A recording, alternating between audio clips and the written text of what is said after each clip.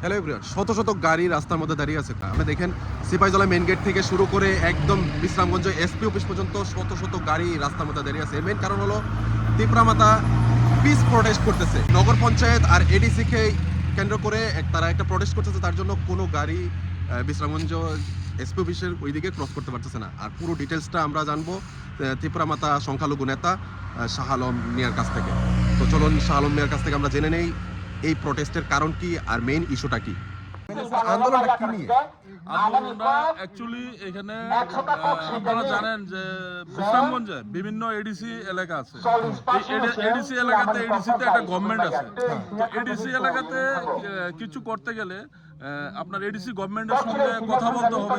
ADC আমাদের CM আছে এখানে পূর্ণচন্দ্র জমাতে, আপনারা জানেন, ওনার সঙ্গে কথা বলতে হবে, চিঠি দিতে হবে। না দিয়ে এখানে এডিসির বিভিন্ন আপনার এডিসির জায়গাগুলোকে আপনার নগর পঞ্চায়েত করার একটা পরিকল্পনা করছে।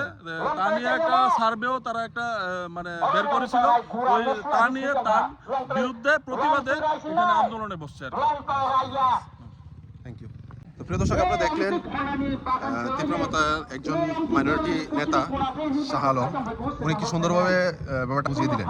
তো মেনলি বিষয়টা হলো নগর পঞ্চায়েত আর এডিসি নিয়ে সমস্যা। তো এই নিয়ে আপনি দেখতেছেন যে এখানে একটা তারা পিস প্রোটেস্ট করতেছে।